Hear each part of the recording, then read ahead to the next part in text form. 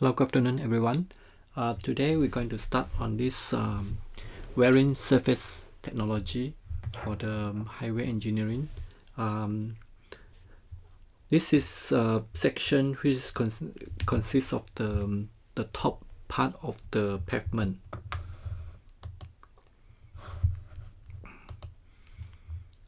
So basically, we are covering the flexible pavement. So we're not talking about the concrete pavement or the rigid pavement. So we will devote our time to just the flexible pavement. Okay. The purpose of the bituminous surfacing is to provide a safe, all-weather, skid-resistant, and dust-proof surface of adequate right quality and to protect the pavement from wear and effect of the moisture. So this bituminous surfacing or tar seal or seal rod, is very different from the metal rod, very different from the unsealed rod, because it is much better quality rod. It's all-weather rod. It's a it provide sufficient skid resistant, dust proof. Okay, and it also, I think the main thing is that it will prevent the ingress of water to the pavement below. So you look at the surface here. Actually, it's a very smooth riding surface, and this is high quality rod, that you can afford to have high speed, like open roads, open speed limit of 100k or 110k, okay, which cannot be achieved for the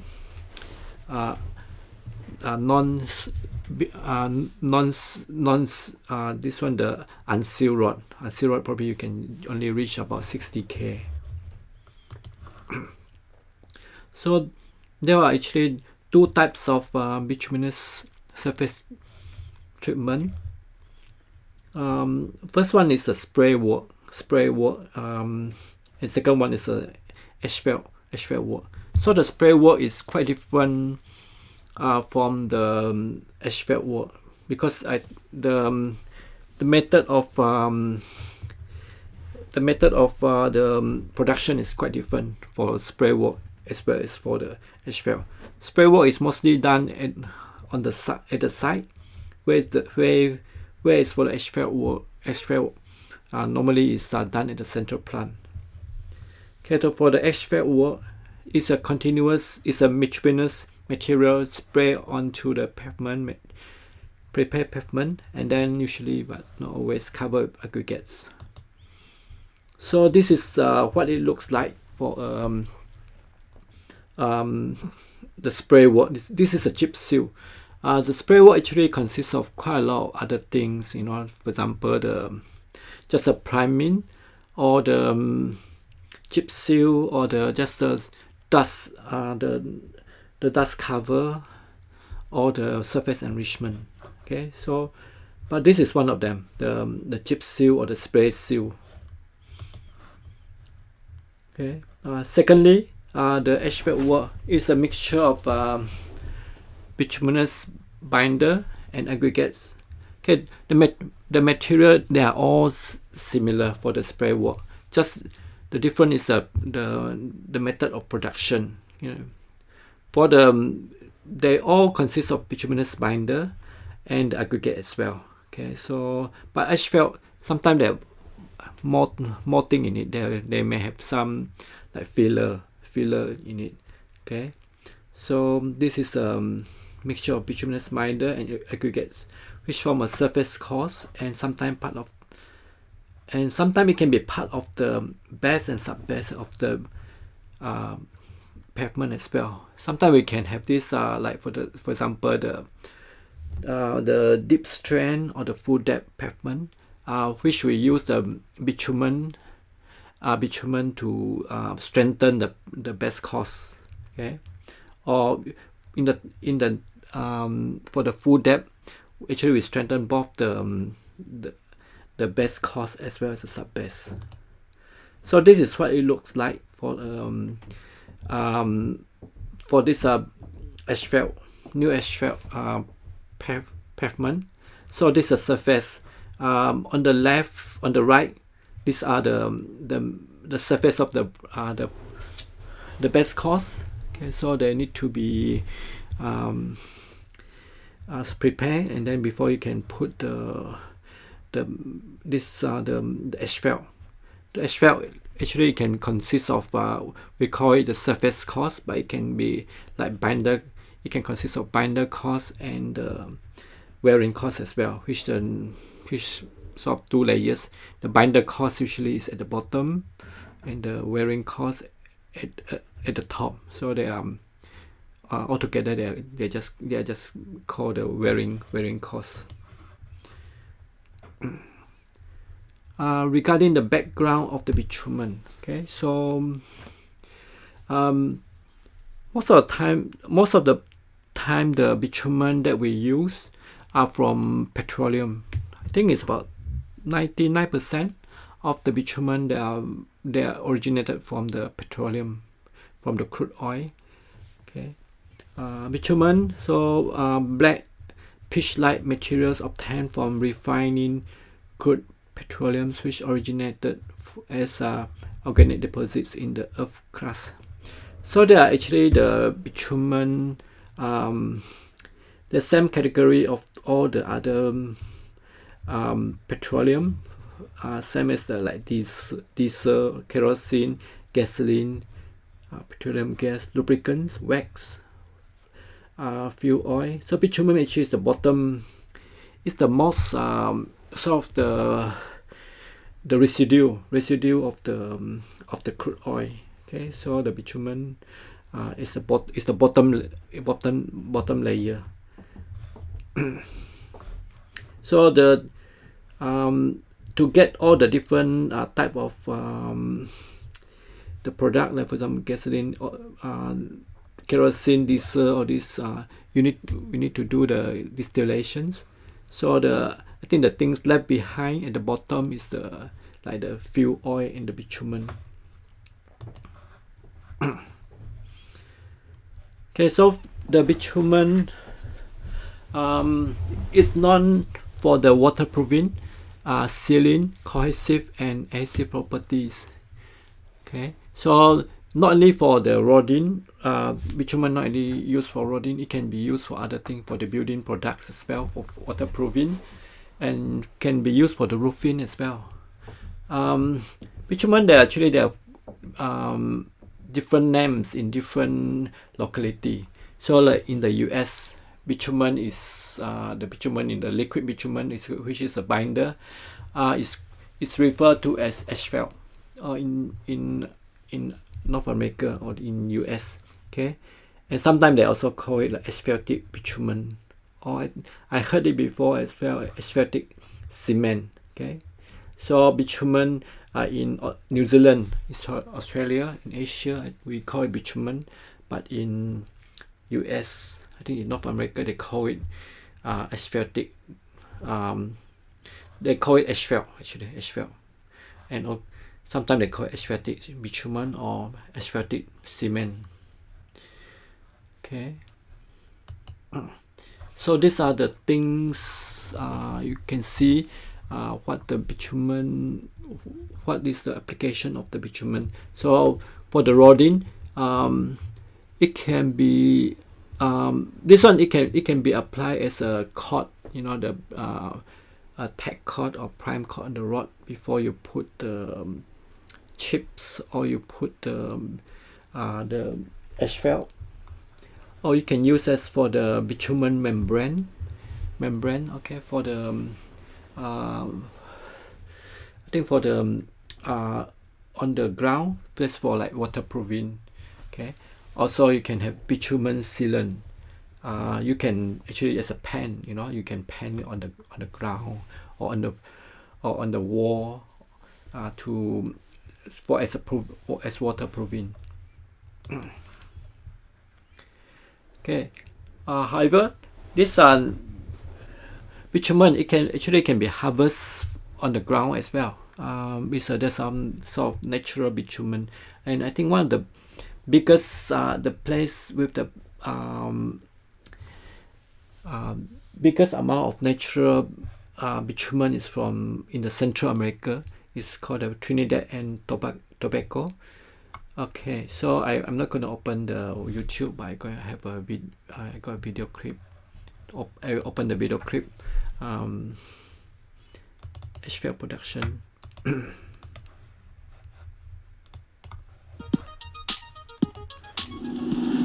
Hi, I'm Paul Del Rio. Sorry, it's the wrong one.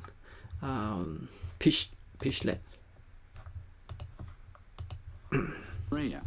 Also known as Pitch Lake. From the road, Pitch Lake looks like a big parking lot, but as my tour guide Devin showed me around, I began to see why it is truly one of the world's greatest natural wonders. Now, tourists, when you get to Pitch Lake, make sure you have a tour guide to keep you on solid ground, or you might end up like this guy. He went to get cashews for his girlfriend and sunk. Women, they'll get you every time. But that's another story. What appears to be a bottomless lake of pitch is actually 250 feet deep. This cone-shaped wonder has been around for about 4,000 years, and historians figure that nearly 300 tons of pitch have been taken off the lake's surface. But there's no shortage of pitch here, because this lake mysteriously replenishes itself and currently has enough supply for the next 400 years. Now that's a lot of pitch. Miners dig up the black stuff and put it in these trailers, which carry to that processing plant where it is processed and turned from pitch to asphalt, then exported all over the world. Other products made from this lake are records, roofing shingles, and anti-corrosion paint, which protects cars from rust. Okay, so that's a natural bitumen. Okay, so this is mostly the minor the amount compared to the crude petroleum. The bitumen from crude petroleum is much smaller. The one from the natural bitumen. The characteristic of the bitumen, which make it more suitable for the road surfacing. Okay, for we mostly concerned about the road surfacing for the bitumen. Okay, so they are this bitumen they need to have strong adhesion, which produce cohesive mix with the aggregate. That means that the bitumen need to be able to provide the interparticle bond to bond all the bitumen you bond if even one layer with the other layer. For example, the best cost. The best cost it will bond the best cost with the surface cost on top. Okay, or if you put the bitumen inside the bitumen inside the asphalt, it will actually provide the bonding between all the aggregates or the filler together. So there's strong adhesion. So mostly I think this adhesion is about like external is between the two layers. Okay, it can be two layers between a best cost and the binder cost, or it could be between two layers of wearing cost. Binder cost and wearing cost. That means that before you put the wearing cost, which is the top one, you spray a layer of this one, the bitumen. We call it the tack coat, and then it will provide the adhesion between the two layers. Water resistant. The bitumen is continuous medium, so it will, if anything with the bitumen inside, it will sort of fill out the void, the air void, and it will sort of resist the passage of water. So it's water resistant. Flexibility and ductility. Bitumen, when it's very flexible. It's a semi-solid actually when it's room temperature. Okay, so and actually it's quite flexible on the rod actually, because the rod is a flexible pavement. That's why with the bitumen as the medium, so the rod actually it can deflect and then it can sort of go down and then bounce up again. So it's a flexible pavement. However, with age, actually because of the oxidation, the bitumen can become hard, can become brittle. So it can be like oxidized by the UV light. So the flexibility and ductility will decrease with time. Fourthly, durability or resistant to weathering. Bitumen is very durable. It's and it can, if you design a rod, it can last for 15 years, 20 years durability. So for the asphalt layer, asphalt rod, asphalt surface, or if it's a chip seal, it could last shorter. Like chip seal, maybe 5 years you need to resurface again. But bitumen probably it can last at least 10 years before you have another overlay on top. Low toxicity. So the bitumen basically is quite inert. I think it's it has no smell, or I think no smell. It has it's not poisonous. It's low toxicity, and I think no, it's inert. I think you burn it, you can't yeah, you can burn because it's a petroleum, but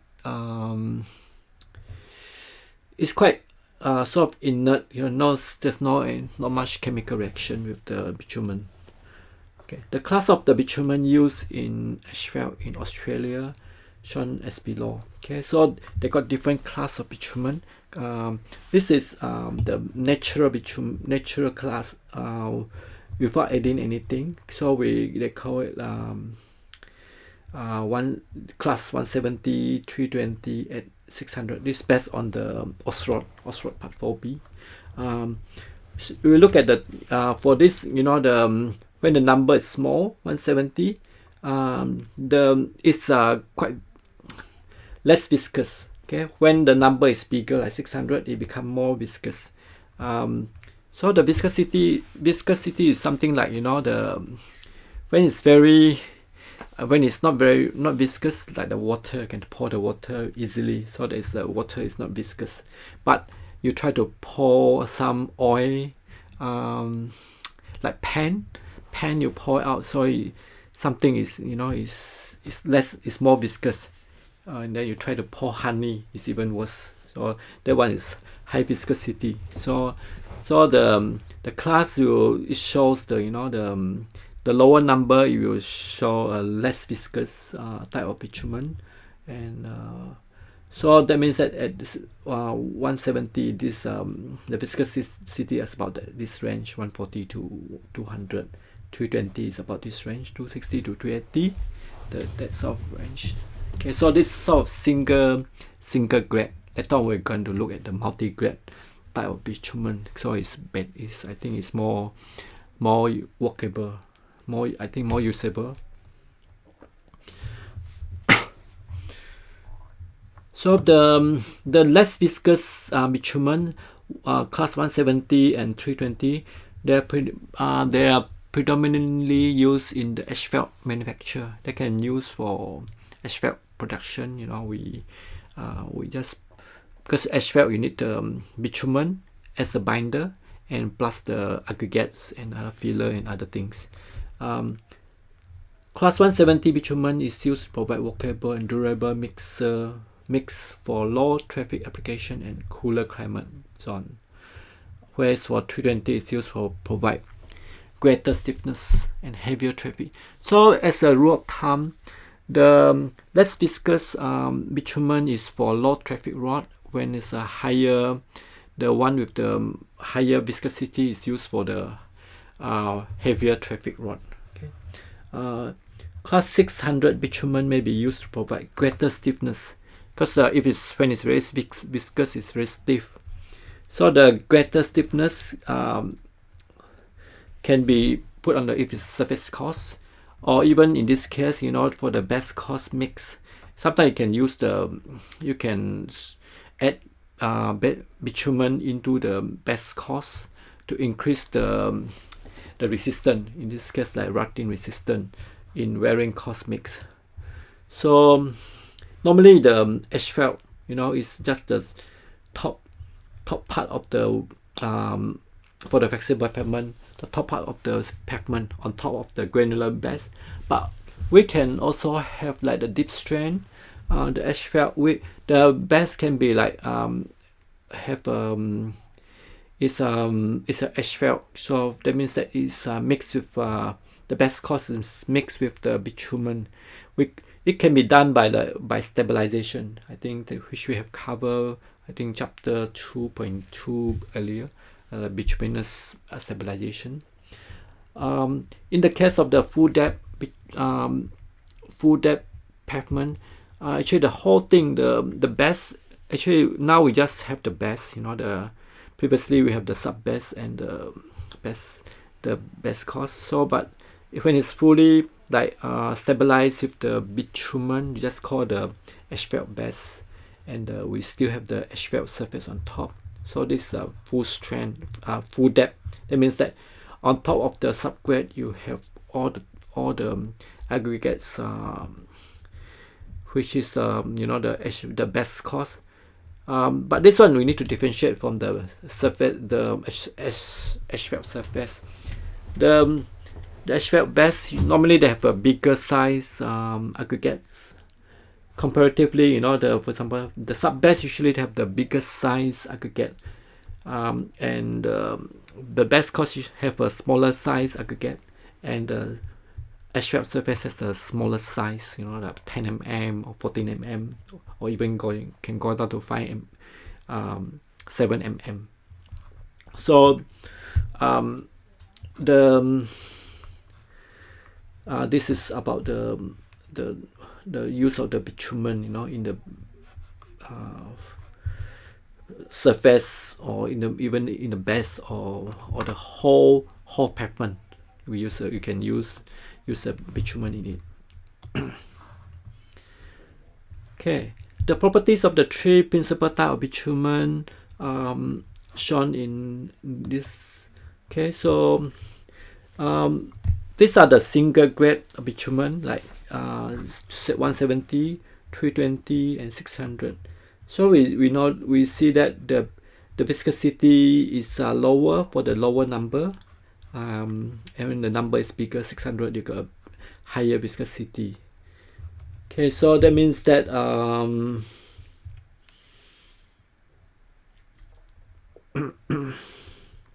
the penetration as well.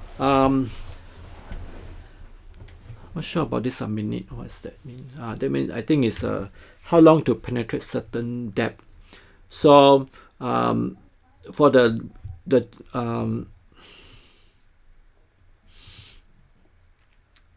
okay,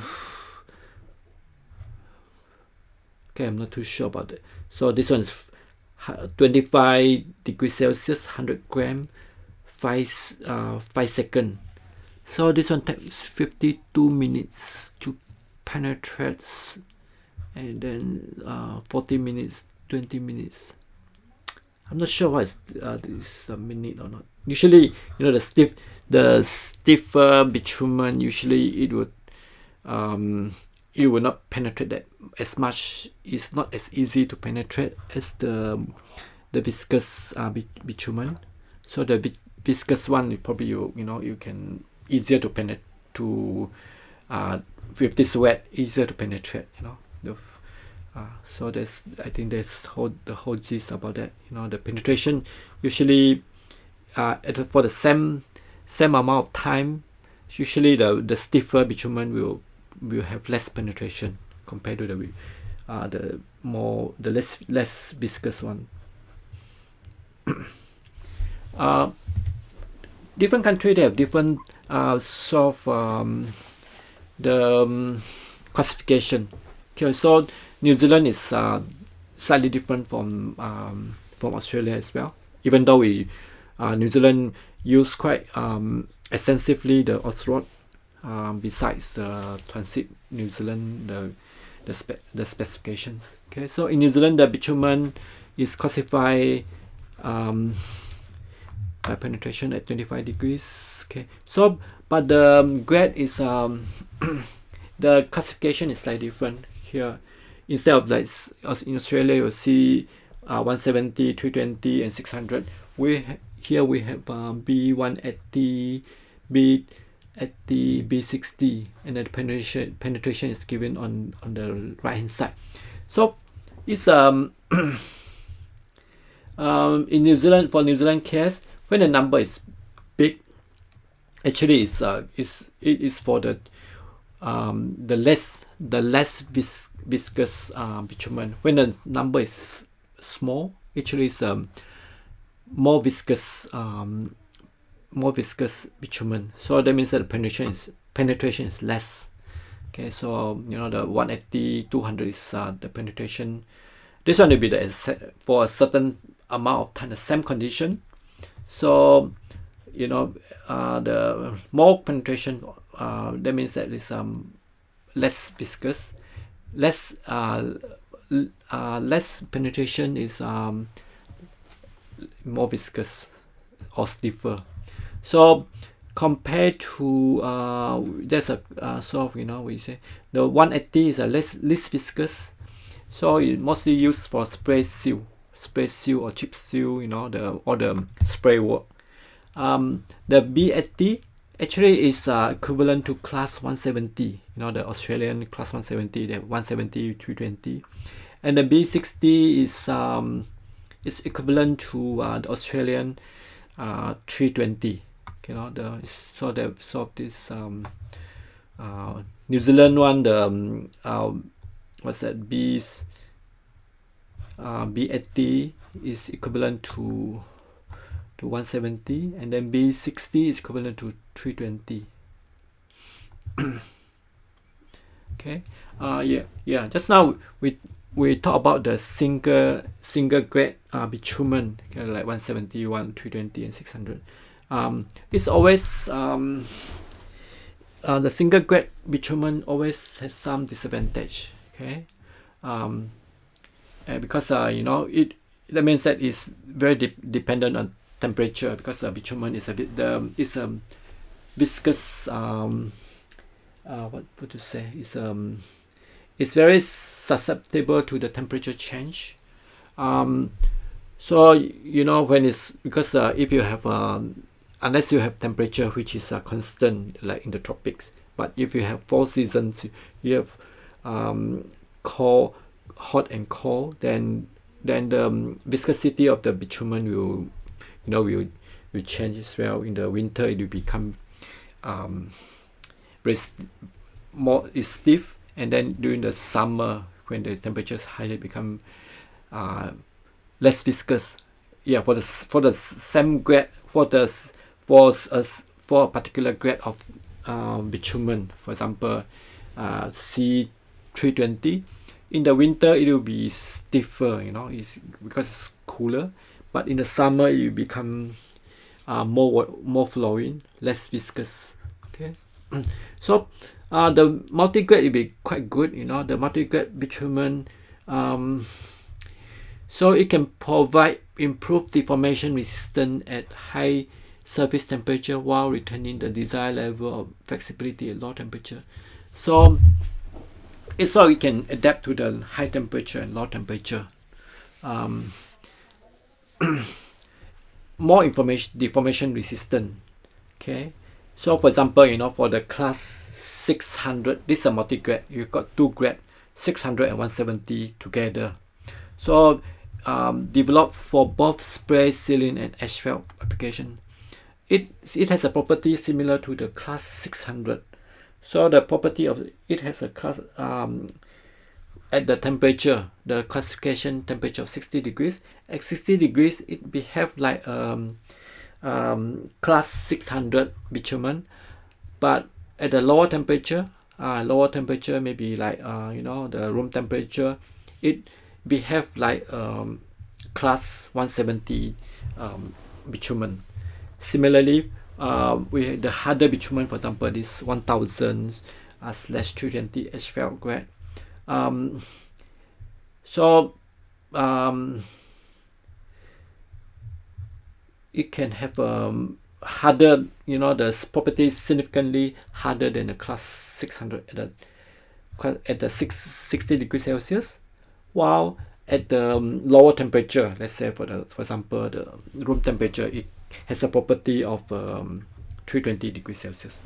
It's a bit like the engine oil which you use for the vehicle. We don't use a single grade engine oil. We usually have the multi-grade engine oil. So when the temperature is good for the cold start, and it's good for the running the running temperature. So it can be it can retain the viscosity. For the multi-grade, it has it's not very at the core temperature. It still has the that viscosity. At a higher temperature, it has that same viscosity as well. Okay, so which cannot be achieved for the single grade. If a single grade bitumen, is at a higher temperature, it could be like watery, but at lower temperature, at the freezing, it could be, become even semi-solid. So which we cannot use for the engine. Okay, so this thing is similar. The multi-grade bitumen is sort of same analogy with the engine oil as well. So another, besides the multi-grade bitumen, we have this so-called polymer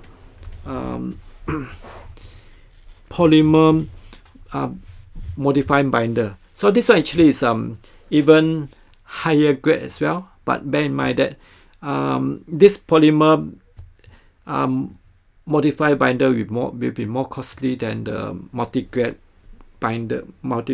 bitumen, or even the single grade bitumen. Okay, so the polymer modified binder, they're generally used to enhance the properties of bituminous binder in order to improve performance on heavy traffic pavement surface or provide greater flexibility. So the polymer modified binder is mostly for the heavily traffic pavement. So you look at the recommended, this one what's this one for the F is rutting and fatigue resistant. So when you have this when you want to resist the rutting and the fatigue on the rods, whether it's for the bridge decks, over asphalt, or the stabilized or unstabilized seal, or even the junction intersection. Intersection usually has a lot of high stress. So, and also they use the polymer binder for this case, and also for the if it's a G and H, it's for open grade asphalt. It can be we will learn about this open grade later on, the asphalt, but if you want for some stressful the situation, you usually can use the polymer binder. And for the H is the high modulus asphalt over the concrete pavement structure. It could be like in the motorway, for example, Highway 1. There's quite a lot of elevated motorway, so there's your bitumen is on top of the your asphalt is on top of the concrete slab. So that one you could use the polymer modifying binder. Okay, the performance gains include the increased elasticity, improved cohesion, reduced temperature susceptibility, thus improving the flexibility, cohesion, and resistance to deformation of asphalt mix.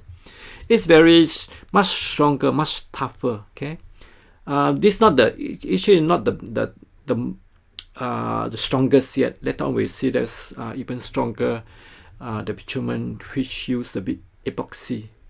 So, but this one is considered is quite strong, for heavy use, for heavy traffic. So how is that is very strong? Why is that this polymer modifying binder or PMB? Why is it quite strong? Because this one they have these additives inside there, synthetic polymers, and then they use crumple rubber as well. They put rubber globules. The rubber for example they ground the tires, the used tires, and then they got a small globules of the tire, and then they mix it with the bitumen, so it's very elastic. So they also, besides the scrap rubber, okay, which I think mostly derived from the tire, the used rubber. They have other polymers. These are the PMB, the polymer modified binder. So for the different sealing grade, they have like how many percent. These are all the polymer: 4%, 5%, 6%, 6.5. 15. See even the rubber, the scrap rubber, probably is a natural or synthetic rubber. It could be like 15%, 70%, 20%. That quite a lot. They put of this the rubber globules inside the bitumen, so they make very tough, very elastic. Okay, so even this one, the S60 got 21 to 25%. This one is for the sealing grade, and then for the bitumen grade as well, asphalt grade. Also about same, 5 to 5%, 4.5 to 5%, And then the scrap rubber, they use the scrap rubber as well, 20 to 25%. When you need to, so they got different amount of polymers, synthetic polymers. These are the synthetic polymers: SBS, SBR, EBA, EMA. All these are polymers, and then the scrap rubbers. So the so they are much strengthened by these polymers and the scrap rubbers.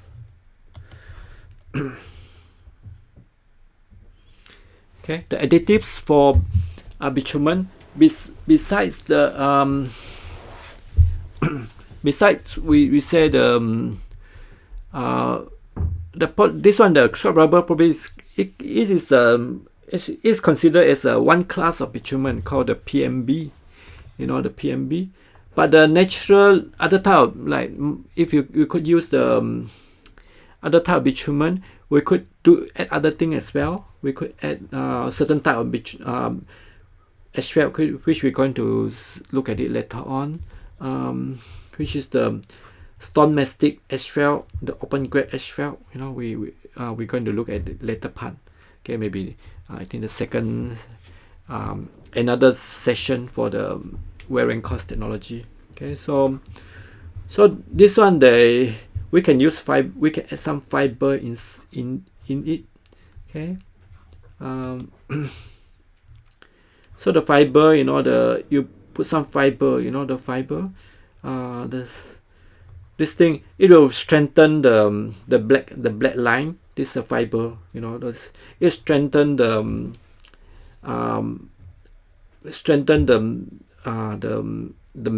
mix, the bituminous mix, the mixture, bituminous surfacing. Okay, so even we already have this bitumen inside it, but we provide the fiber, it will greatly strengthen it. So the example additives are the cellulose, glass, and rock wool. Cellulose is the most widely used, so they mostly use it for the the asphalt, because asphalt they need to do something, they add something else, to just additives like the cellulose, grass, and rock wool. So this one, like, it could be the certain grade of bitumen. It could be for this asphalt, maybe we use 600, but it could be because I think a lot of time is compare the cost. It could be the other bitumen, for example, the PMB. It could be as effective as this fiber, but the cost could be more expensive. So because of the cost factor, we probably just add the fiber, but it can do the same thing as well. You can't add the fiber for the cord, but for the asphalt, it's a thicker layer, you can do that. So the asphalt, because normally it can be, some of the asphalt can be 100 mm thick. So you make some fiber like cellulose, it will greatly strengthen the asphalt. Okay, this one, the last type of is the last type? No, yep. This type of bitumen is additive, which we use epoxy. The epoxy. It's very strong glue. You can actually, it have a great strength, the epoxy. So you actually got part A and part B. One part is I think it's called a resin, and usually you have the epoxy glue. You have to mix the two part, and then you mix it together and you apply it on the surface for the mixing. So this is the epoxy modified bitumen. They have they got the epoxy, the resin. I think the glue and the resin, they got two parts, and when they mix together, it can be very strong. There's a video clip I will show later on. So it has been used as asphalt binders in specialty applications such as the surface of steel bridge decks, where materials are required to exhibit extreme flexibility as well as strong bond to the steel surface. So this type of bitumen, you need to have a very strong bond, extra strong bond to the for steel deck. If you got this like for example the Auckland Harbour Bridge is a steel bridge. If you want to cut asphalt layer, and you cannot have a very thick asphalt layer because it's going to be very heavy, so you have a thinner cord. But this asphalt, the binder need to be very, very strong, very tough, and very durable. So in this case, we need to use the epoxy. Epoxy will do a good job. Will do a great job for that. Okay, so let's have a look at the epoxy.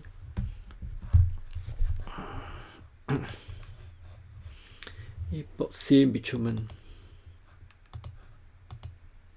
By increasing its durability and long-term return on investment.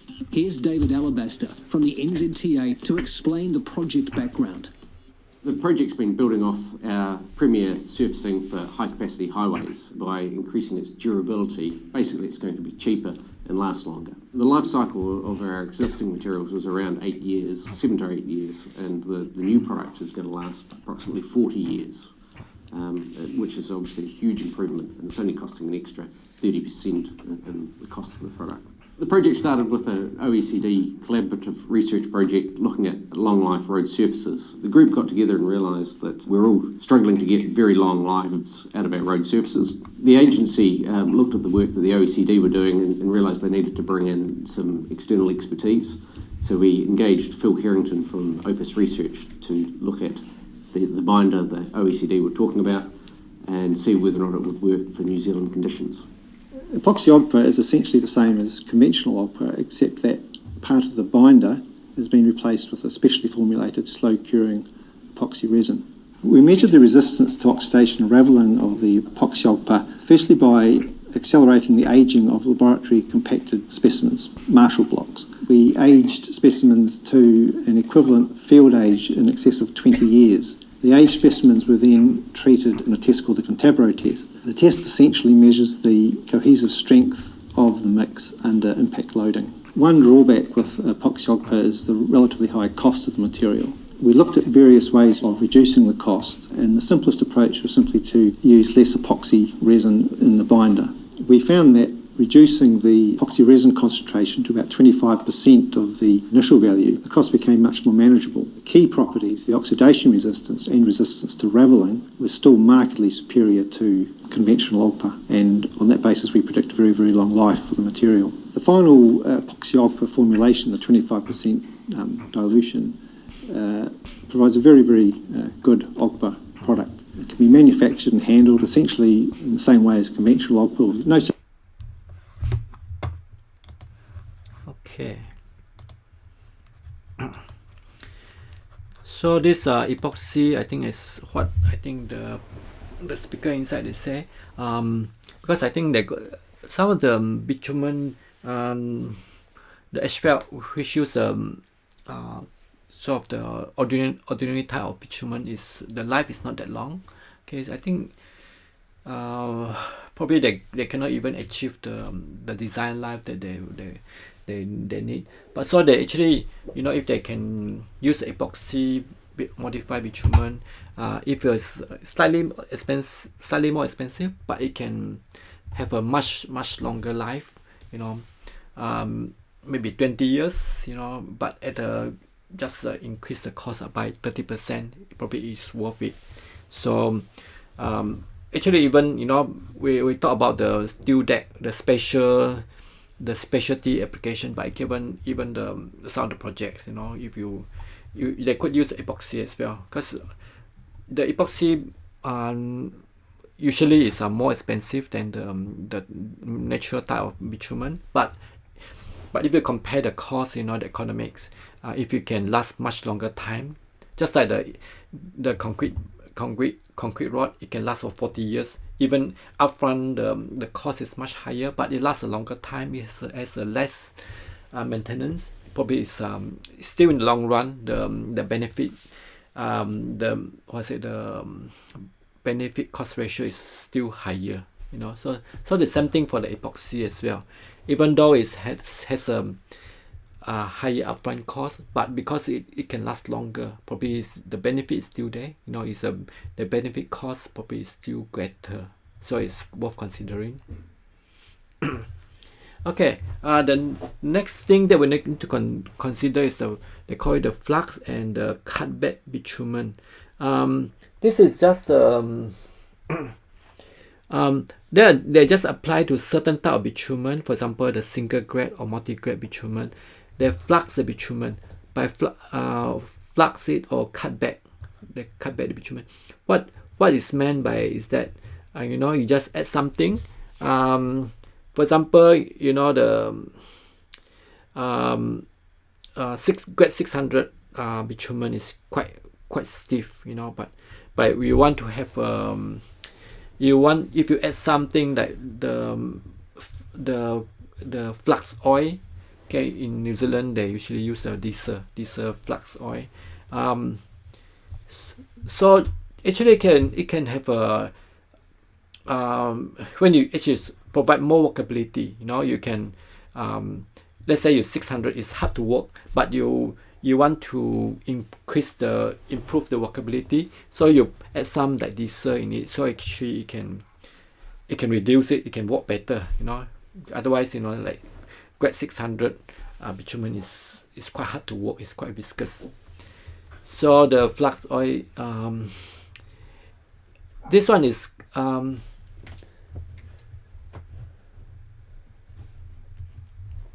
so you just add just a bitumen, you just add something, you know, like you just add the diesel.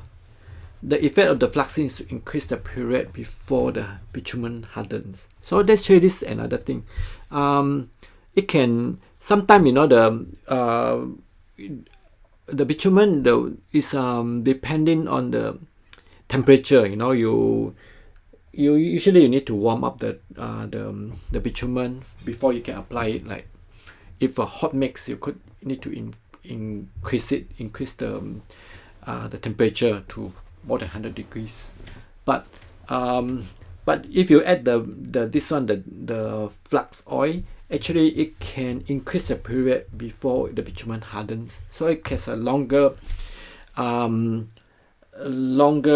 what's it called, longer period for us to do the application and compaction. Otherwise, if the bitumen harden quite much, the bitumen set and harden quite fast, it's hard to do to spread and to compact it. So it's desirable that the binder to be as soft as possible initially, so that they can wet the aggregates properly to better hold the aggregates in extreme temperature conditions.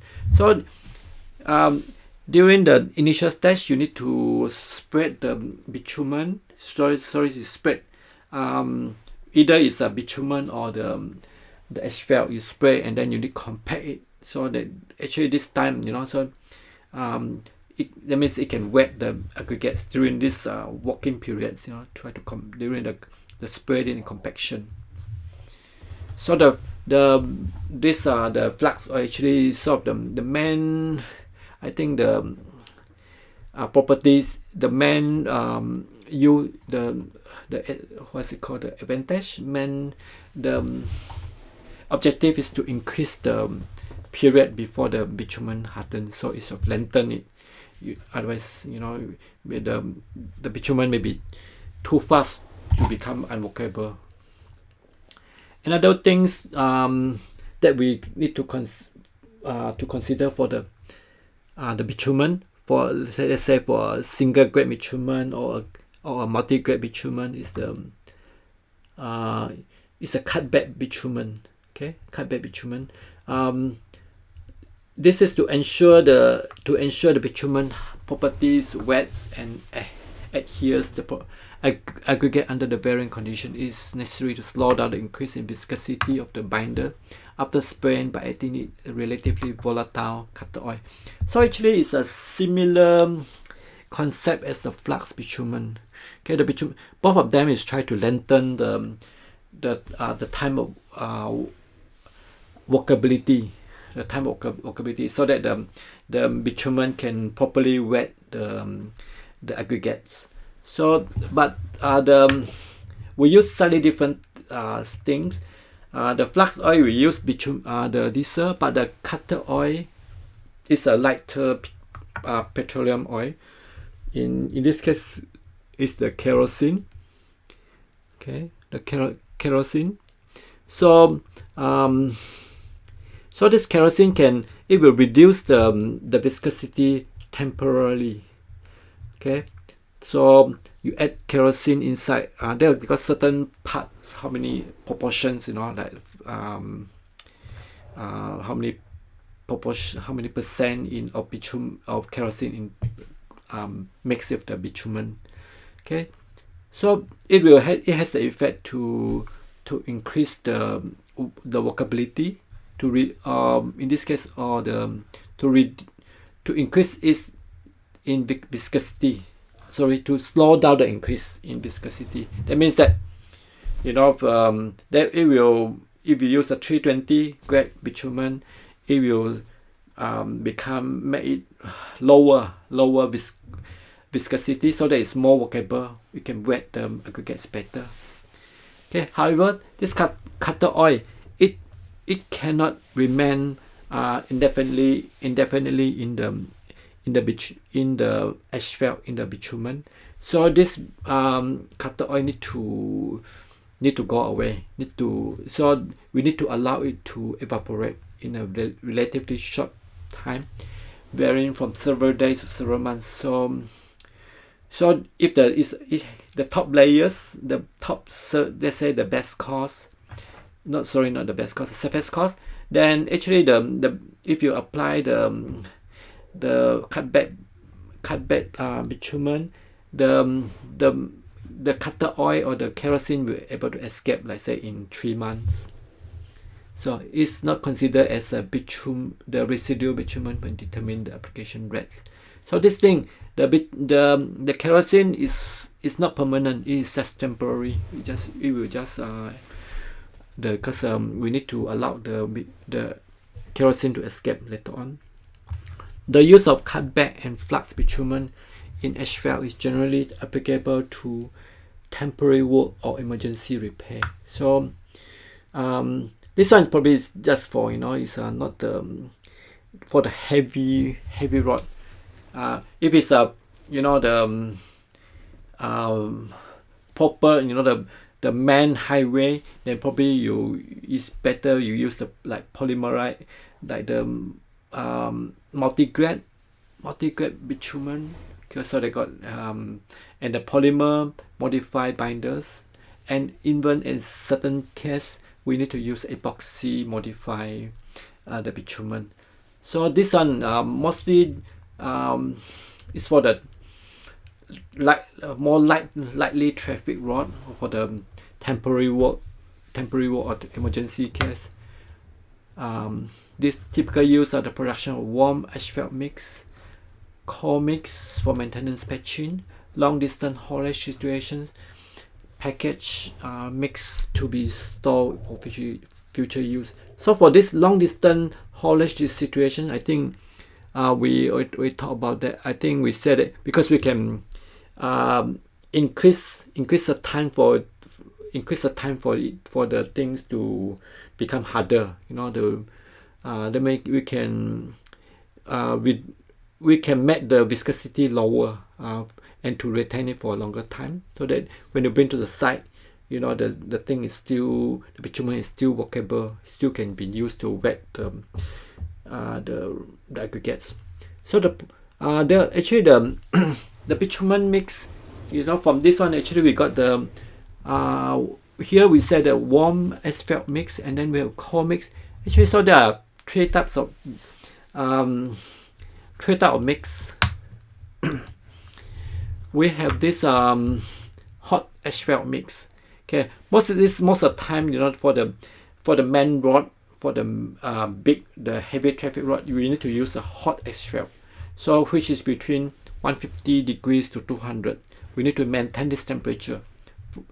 When you do the application, you only spread the bitumen, spread the asphalt on the rod. So that need to be maintained at this temperature, 150 degrees to 200 degrees Celsius. But when the operating temperature is lower, you can 100 and 150 degrees. So this one you can use the warm. So the type of bitumen you use have to be different. For this one, the hot asphalt, definitely you have to use the thing you use, like epoxy modified resin. That one you need to maintain a higher temperature, or the polymer modified binder. That one you need to maintain in this RAM. But for the others like cutback, flux, bitumen, or even later on we talk about the emulsion, they can be under this category, the warm asphalt. Okay, and then we got a half warm asphalt, and then we got the cold asphalt. So that means that this one probably not at room temperature. Okay, just later on we have a look at that. What's the cold mixing? So they got actually the hot asphalt mix. We got a warm asphalt mix, and then the cold asphalt mix. So this one is determined by the temperature of the mixing. So of course for the health and safety condition, the cold mix will be the safest, and followed by the warm asphalt mix, and then probably this is the most hazardous when you work with temperature like 150 to 180 degrees Celsius.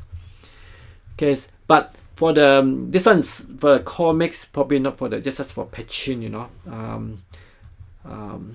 It's not for the main construction of the rod. So like this is a cold mix.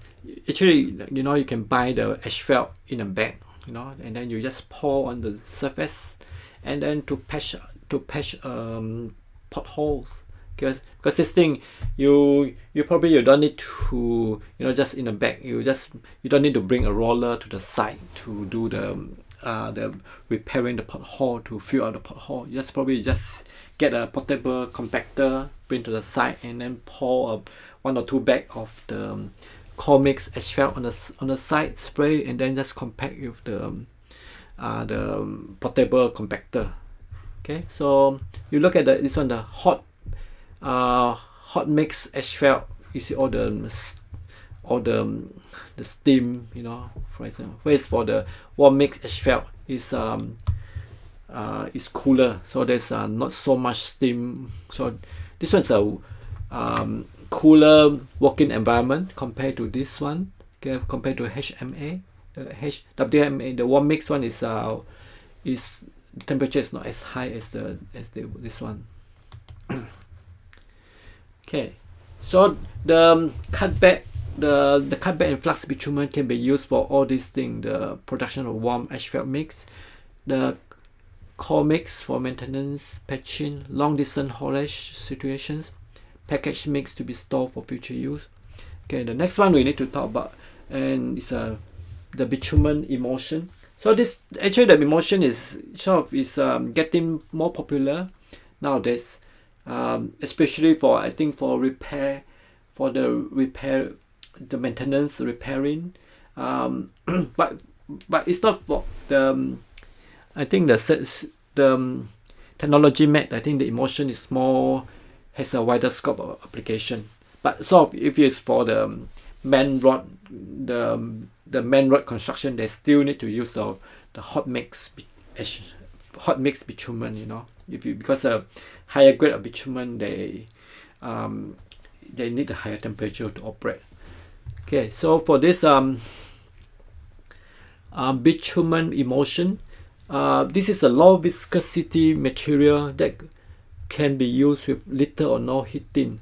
Emulsion are two-phase system, consists of two immiscible liquid, bitumen and water. So you know, I think we know that the emulsion is it's just like you put oil with the liquid with the water. The two things doesn't mix. So you need to have some emulsifying agent to mix the two. Like, you know, if you got oil and then the water, you need to put some soap.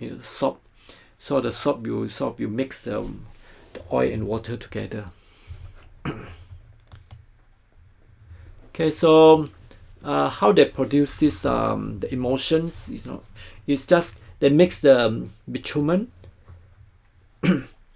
with the water.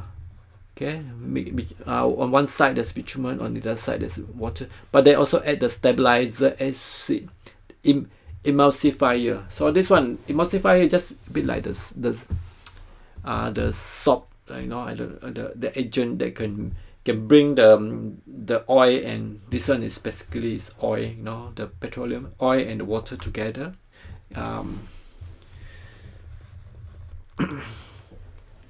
Okay, so the bitumen is dispersed throughout the continuous water phase in the form of discrete globules, which are held in suspension by electrostatic charge. The emulsion can be classified by different categories like type, grade, and class of bitumen. So the type, class of bitumen, you know, you could use the different type of bitumen. You could use the usually like 170 or even lower grade. You know, probably 320 is probably a bit high. You use 170. I don't know. I think usually, because we don't use the bitumen of high viscosity, usually like 170 and lower. So that's a class of bitumen. The type and the grade. There are two common types of bitumen emulsion: anionic and cationic. So there are two types. So that means that, you know, this is cationic, means that the thing is actually a bit like the, you know, the electrolysis. They have the cathode and the anode. So the bitumen itself is negative. So the bitumen is okay. Rather, I think I just said at this surface, the surface of this type of bitumen is is all positively charged. Okay, for the cationic type of bitumen, it has a positively charged surface. Okay, and then so in the midst in the suspension of water. Whereas for the anionic, the bitumen, it has the surface has a negative charge. Their surface are negatively charged. So there's a difference between anionic, which has a negative surface, negatively charged surface, and the cationic, which has a positively charged surface. So the anionic emulsions, both of them, they have different applications. Okay, the anionic emulsions have alkaline emulsifier and a negatively surface charge. Is most suitable for use in dry conditions or as low setting grade in soil stabilization. We can use it for the stabilization. The soil, we can use the emulsion as well. The form bitumen. Form bitumen, it could be a cutback bitumen, or it could be a this emulsion, the bitumen emulsion. We can, so for stabilization we can use that. There are different type of bitumen that can be used for soil stabilization, and this anionic emulsion is one of it. Cationic emulsions have a positive surface charge. They are more commonly used than the anionic type due to the better performance under adverse conditions and suitability for a much greater range of aggregates, especially the acidic aggregates. So the cationic emulsion with a positively charged surface, it works well with the acidic type of aggregates. So the like acidic, this one is acidic, and this one is the basic, this is alkaline. So the granite is acidic. Granite, sandstone, quartzite, and in the rodin, a lot of the aggregates used is the granite. Okay, the sandstone probably we don't use that much. Sandstone is has a much lower compressive strength, so which not been used. Limestone actually is quite a basic one. It's a alkaline type of aggregate. So because I think the limestone has been used quite a lot as well. Basalt as well, I think, been used. So the acidic type of aggregate is granite, mostly granites. Okay, so which I think is been used quite a lot, for the granite for the rodin, and of course we use quite a lot of limestone as well for the rodin. We probably don't use marble for rodin. Okay. So the emulsion grades are also based on the setting time. The grade of the grade of the emulsion based on the setting time. So you got the rapid setting, RS, or slow setting. So the rapid setting emulsion is used for tech coat. Slow setting emulsion is used for the cold mix. Cold mix probably you don't need to be that fast, but the tech coat probably you need to faster. You need to set faster, okay, to allow mixing and placing. So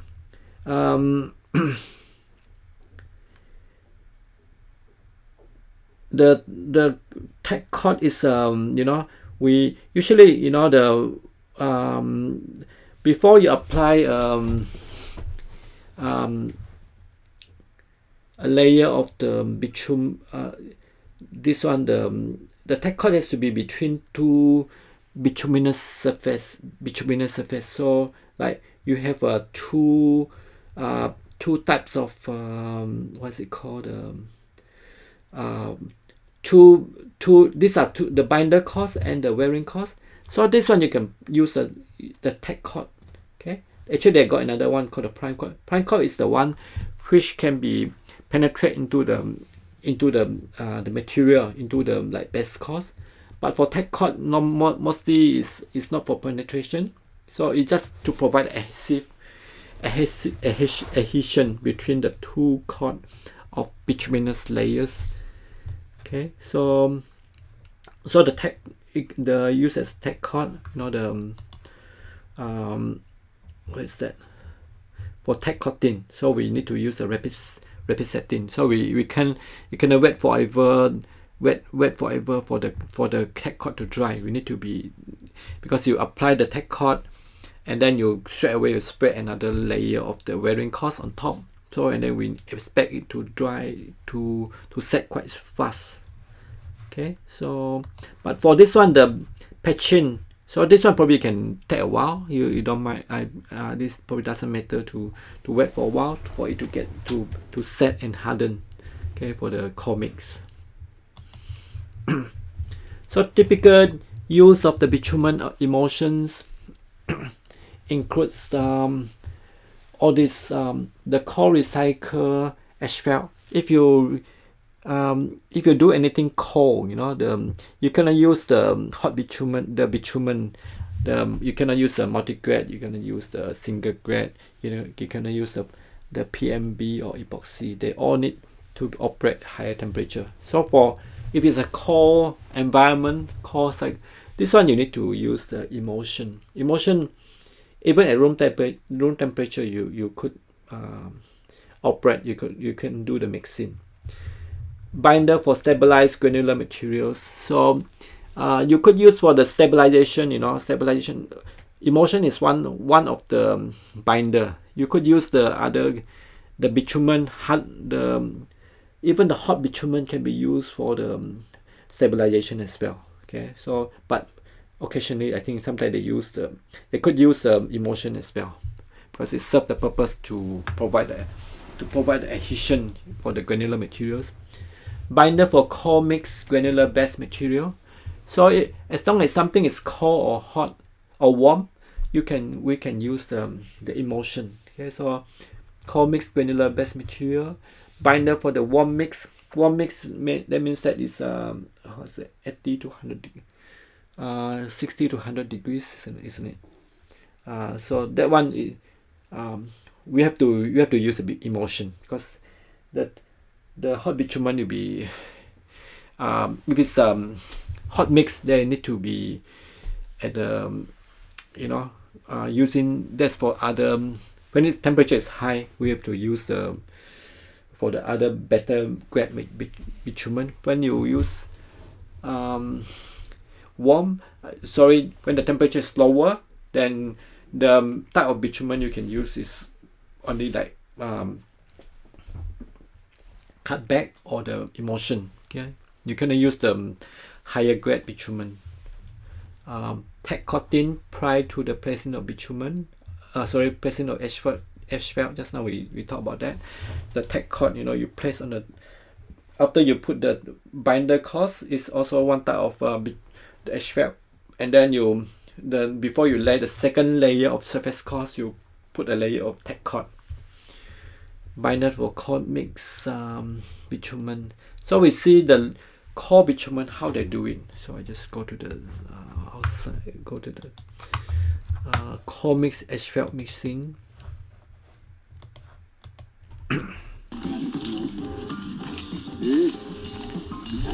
So they are a bit like mixing the concrete. They pour a bag of this bitumen. The part that you take to Congo with, and of course the bitumen. Exactly. Yeah. This is the only There's part no where they bitumen would in there. No, that's They good. have a bag of This one bitumen. can last for 10 years. They mix with sand. I think it's sand and Without getting damaged. aggregate. No. sorry, no damage. Yeah. Only thing that will damage is the packet on the outside. Yeah. Uh-huh. It Keep doesn't. it covered, it's fine. Be fine. We just make it black now because we need to see that everything is properly distributed. Properly mixed, yeah? So you'll see now when it's properly mixed, it's all one color. And get mixed easily, yeah? Yeah.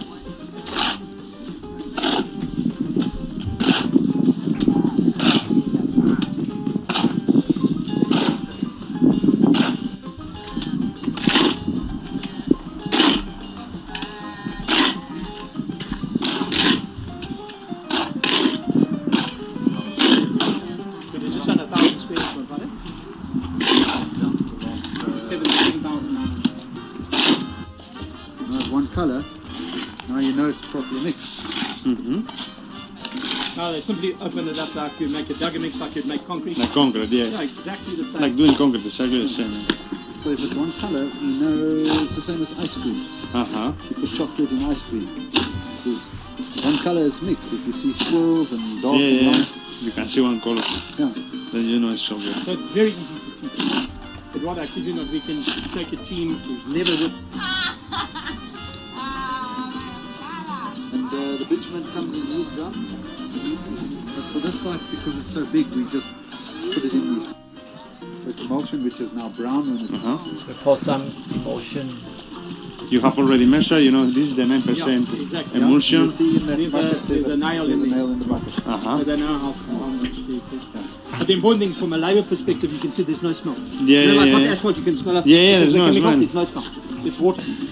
You can say hi.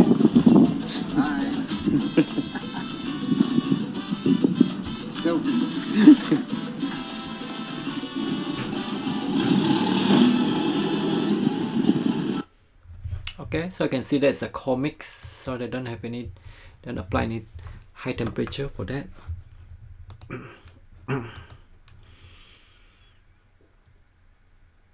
Okay, so we need to quickly run through the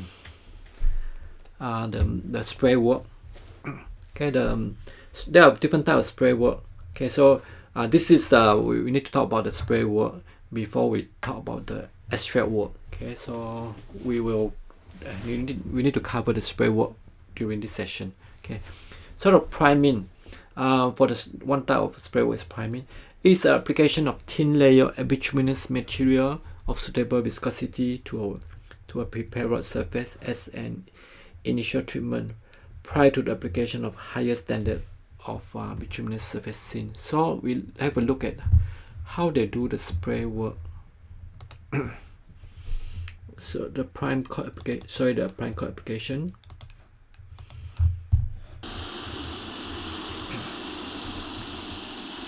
So this guy is just spraying some prime coat. I believe it's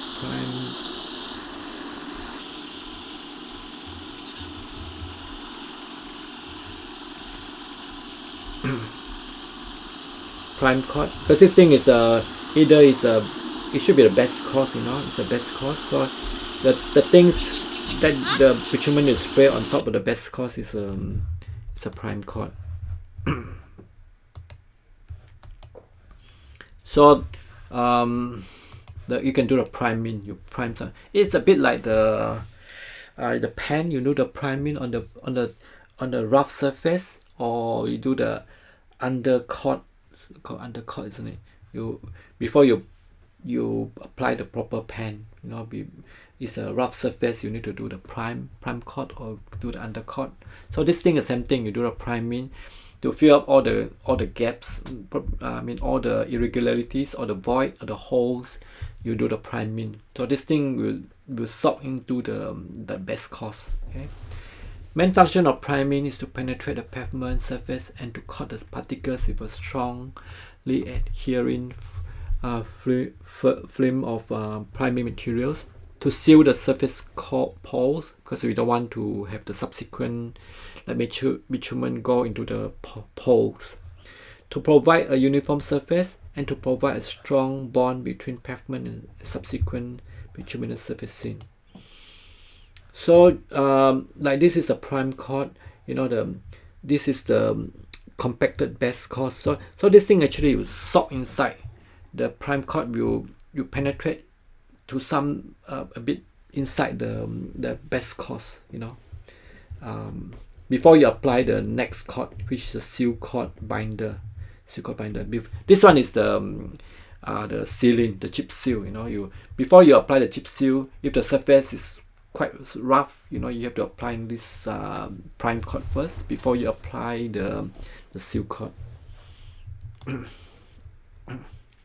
So the cutback bitumen is commonly used as a primer when the porous open granular base is to be primed. Flux bitumen may be used. So we normally just use a cut or flux bitumen. We don't need to use what's multi-grade bitumen. We don't need to use polymer binder, polymer modified bitumen, because they are reserved for the like the seal coat, you know, or for the bitumen for the asphalt. But for the prime coat, we just use the lower grade bitumen, not the cutback or the flux. For those pavement, when swept, present a clean course. If the thing is very nice, there's not much, the surface is very clean, then actually probably can omit the prime coat. Next one is sealing or the chip seal. So this one will involve the bitumen and the chips or the aggregates, the small aggregates, the chips. Okay, the previous one, the prime coat is only it only involved the bitumen. So this one is involved both the bitumen and chips. Its application of thin layer of bituminous binder followed by a thin covers rinse surface of aggregates to a prepared rod surface. The rod surface is usually prepared by priming. So let's look at the chip sealing of rod. One process our Public Works Department uses to maintain county roads is called chip seal. Chip seal is a preventive maintenance treatment. It seals cracks, creates a new driving surface, and extends the life of the pavement. Here's how it works. First, a thin film of heated asphalt liquid is sprayed on the road surface. Then, small rocks or chips are placed on top.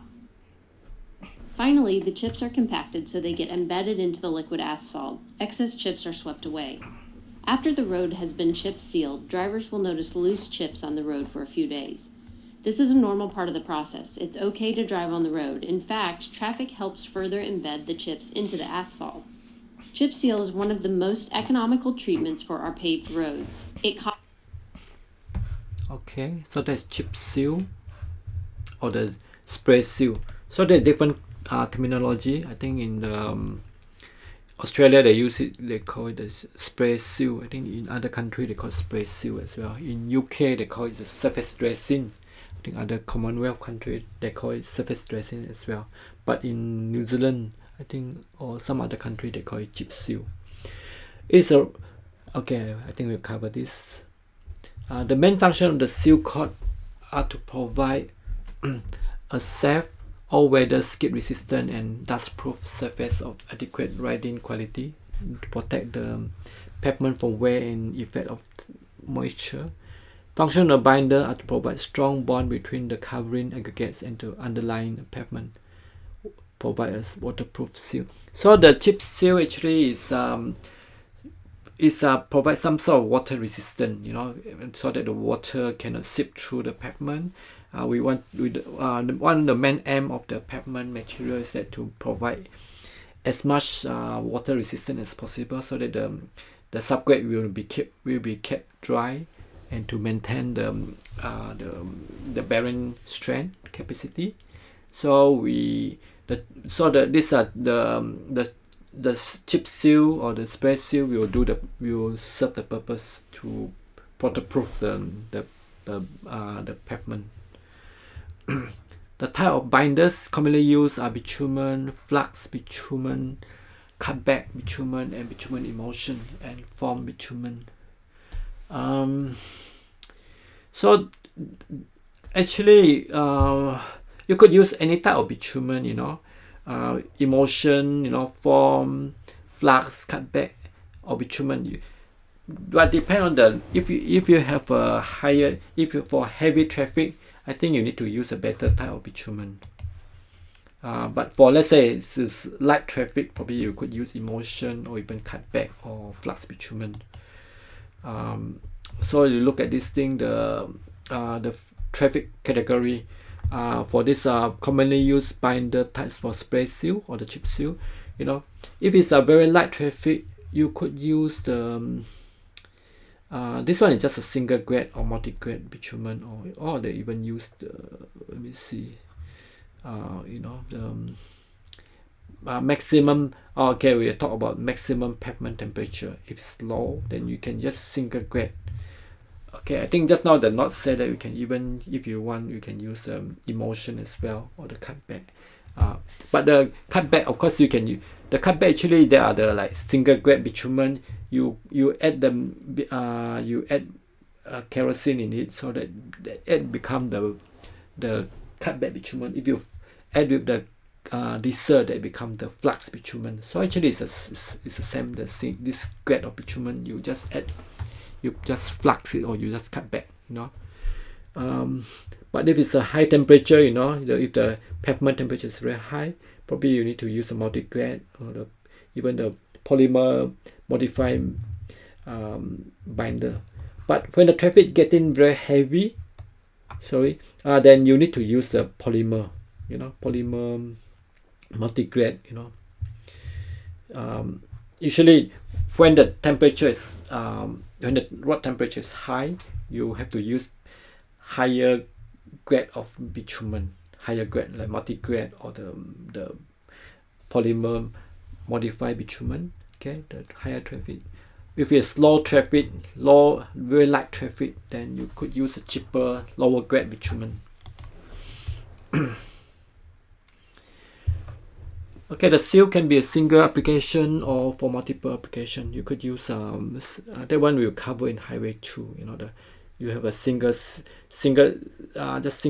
or double seal. Okay, in a multiple application seal, the binder application rate and the size of aggregate are reduced in the subsequent layers and used with additional waterproofing. So I think if you want to know about this, we'll do it in the Highway 2. Talk about how to design the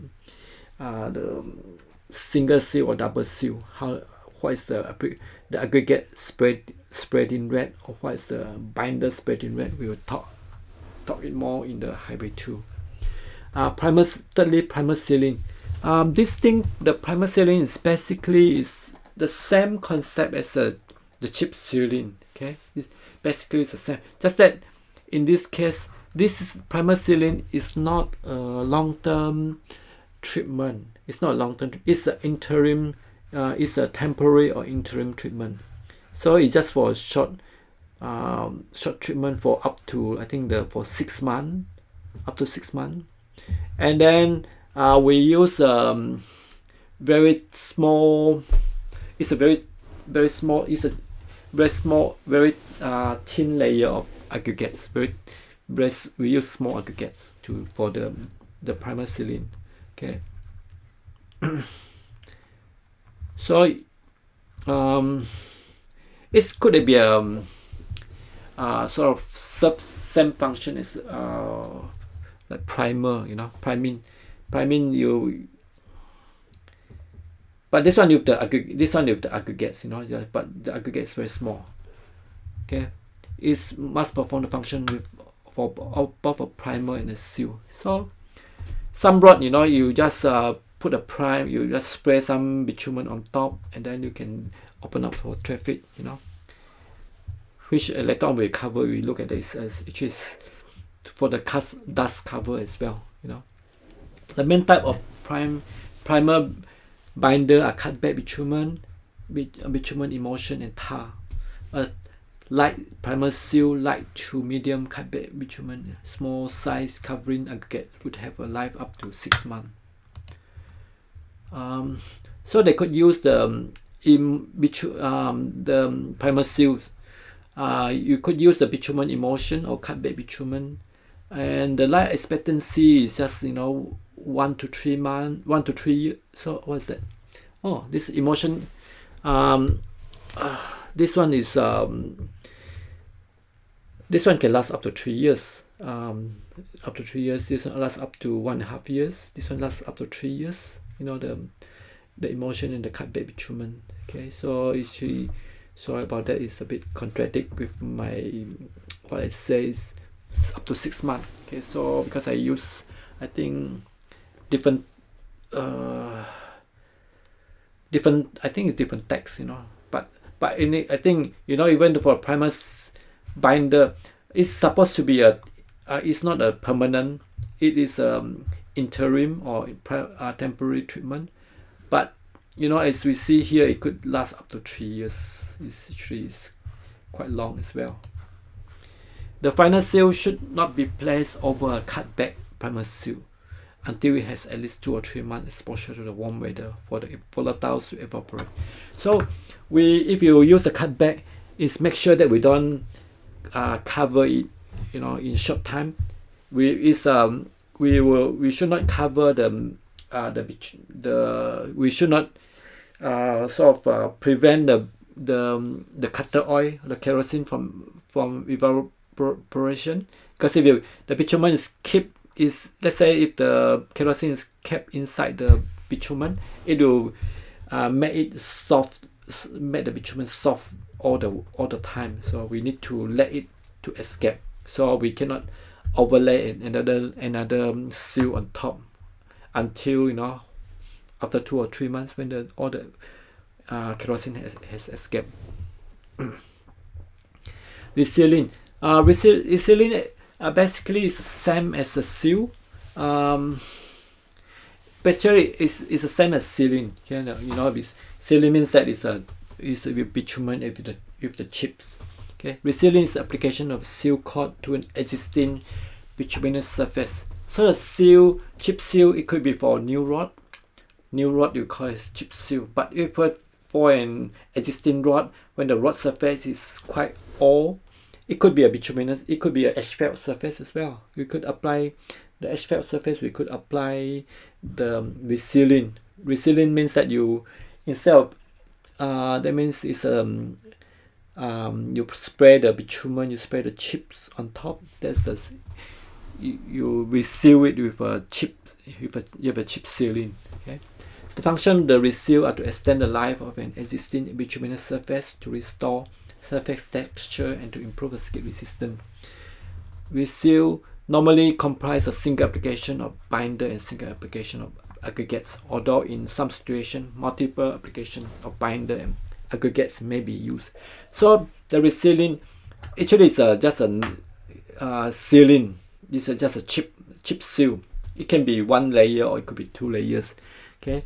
When you apply on the existing rod, it's called the resealing. When you apply to the new rod, it's called just a chip sealing. Okay, dust laying. Okay,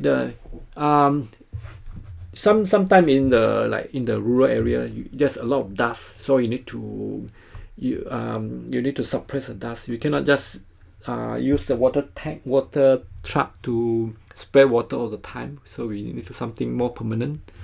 So you can use bitumen emulsion. You can spray bitumen emulsion on it. It may be used as temporary treatment to reduce dust or to avoid loss of pavement material to adhesive.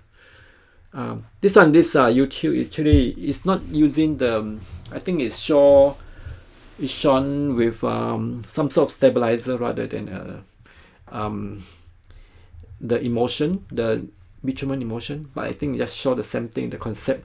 What is the concept of the dust laying? Because I can't find the video on the dust covering laying using the emulsion. So dust treatment.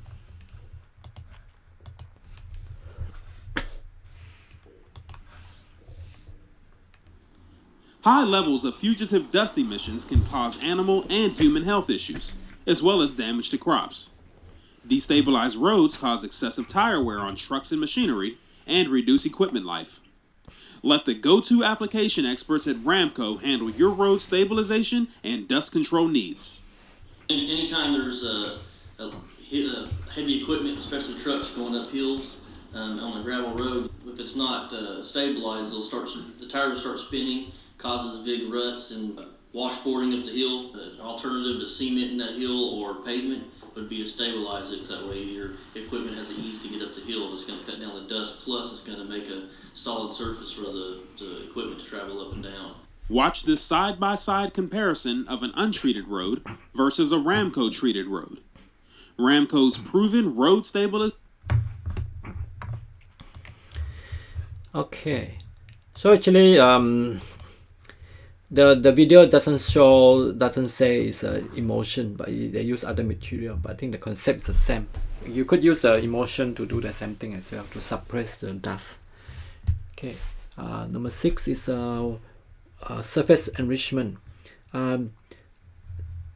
Sometimes the surface could be a bit, the bitumen is a bit, the binder on the, let's say for example a rod or in a car park, it's a bit oxidized, it's a bit brittle because the bitumen is a bit lacking or what, so you apply a new layer of bitumen so to enrich it, to rejuvenate the surface. So it's a light application of bituminous binder to an existing seal surface.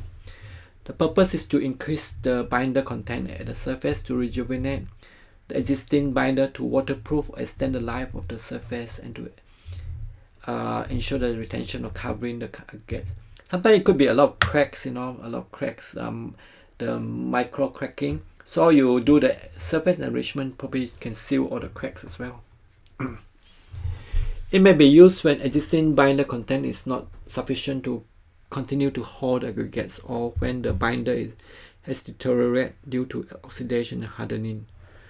It's best suited to use on a lightly traffic rod. It can be an economic way of extending the life of spray seal by as much as 3 to 8 years. Oh, it's quite long. Generally, it involves the use of binder without aggregate covering. The binder is usually cutback bitumen or bitumen emulsion. Is sometimes called a fog cord or washcloth. Okay, so I'm gonna show something on the surface enrichment. Surface enrichment.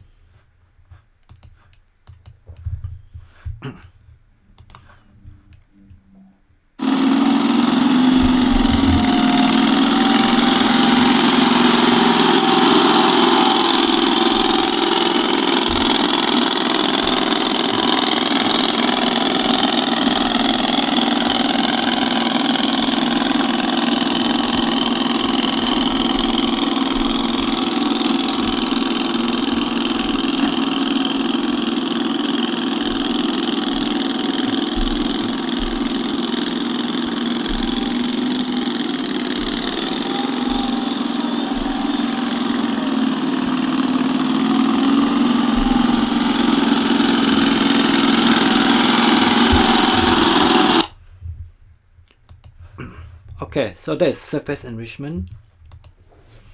Okay, usually for light traffic, actually you could apply on the asphalt surface, or even on the spray seal surface. Okay, so this, it says 3 to 8 years. Probably it's true. It can be achievable for a light traffic rod. Sometimes light traffic rod means that one day you could only have 10 vehicles traveling on the road, or it's quite light, not many on the outback, on the rural roads, so there not many cars or traveling on the roads. In some cases, a light covering of aggregates may be used to minimize delay in traffic. It's called a surface enrichment seal. So the things is, if it's enrichment, then it's just a bitumen. But if you got a seal, that means that you have to have the aggregates chips.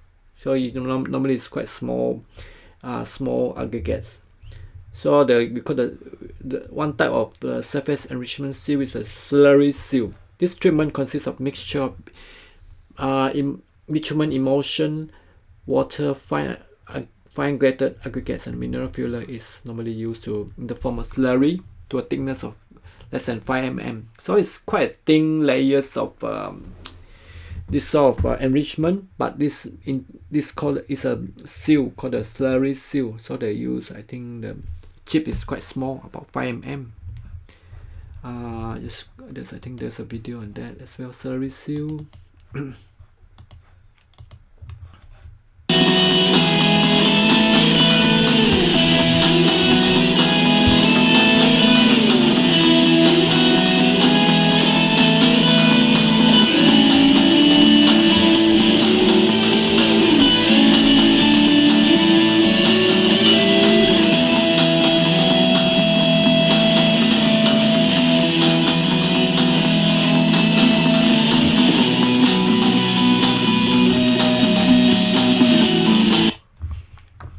Okay, so that's slurry seal.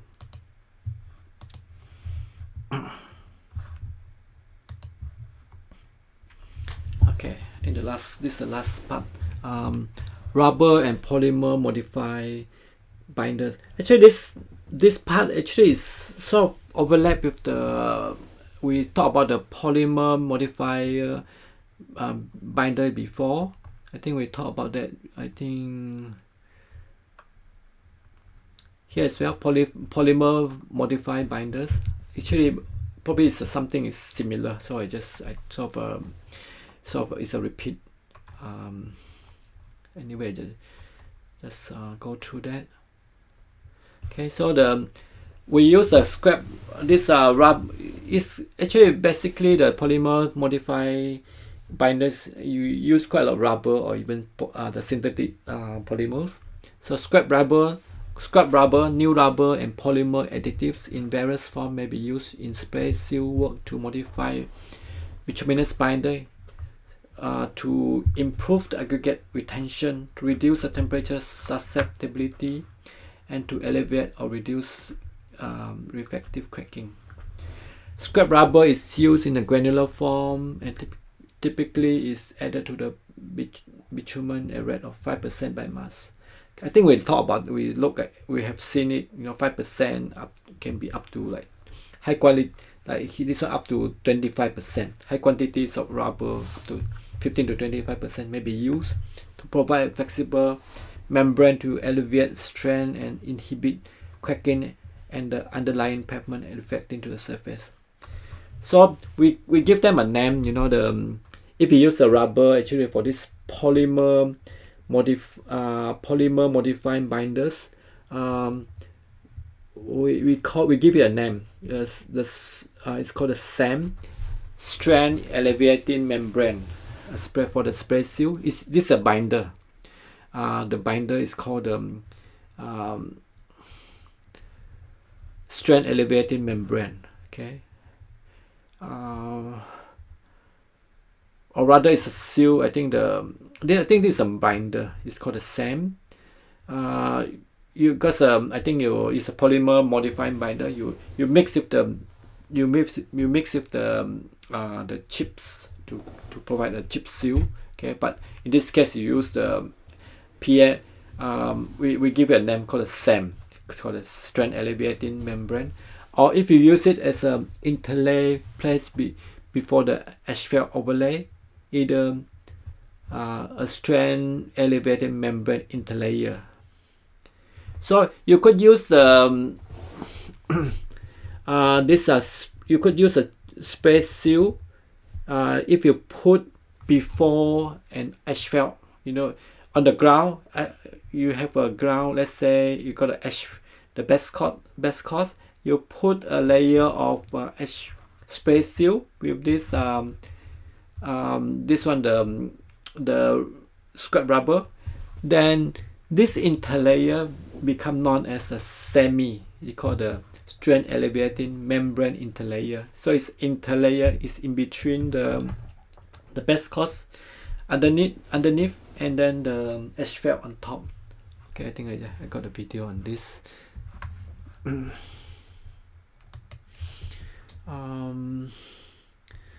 Rubberize, I think called the rubberize.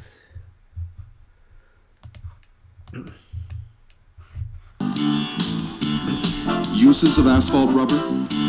What's asphalt rubber? I'll tell you. It all starts with scrap tires, a serious solid waste problem everywhere. One of the most economically sound ways of solving this problem is to put them to use improving our roads. About 70% of a scrap tire is still rubber. This high-quality rubber can be recycled into an improved method of building roads and other surfaces. The scrap rubber is ground or granulated into crumb rubber, shipped to a project site, and blended with asphalt cement. The blending process consists of mixing asphalt cement and 15 to 25% crumb rubber at 350 to 450 degrees Fahrenheit. This mixture reacts and forms a gel called asphalt rubber. Additives may then be incorporated to adjust the viscosity of the mixture. There are many uses of asphalt rubber. They include asphalt rubber concrete, ARC, asphalt rubber open-graded friction courses, stress-absorbing membranes, or SAMs, stress-absorbing membrane interlayers, SAMIs, SAMs with cape seals to provide a smoother surface, a 3-layer system, and as a waterproof membrane. Asphalt rubber has many applications. Asphalt rubber concrete is essentially a dense or open-grade asphalt concrete mixture, except the binder is a reacted asphalt rubber blend instead of conventional asphalt cement. It provides a more durable asphalt concrete with better stability and is highly resistant to oxidation and cracking. Okay. Okay, so I think they talk about the the video is from I think from America. So it talk about the asphalt cement. Actually, whereas in New Zealand we just call it bitumen. So yeah, other he talk about the dense graded asphalt that we're going to talk about later on in the next session. So this one is the last one is just a rubber and polymer modifying binder. Okay, so that's the end of this section. We're going to have another session on the wearing course as well, covering the asphalt work. So thank you.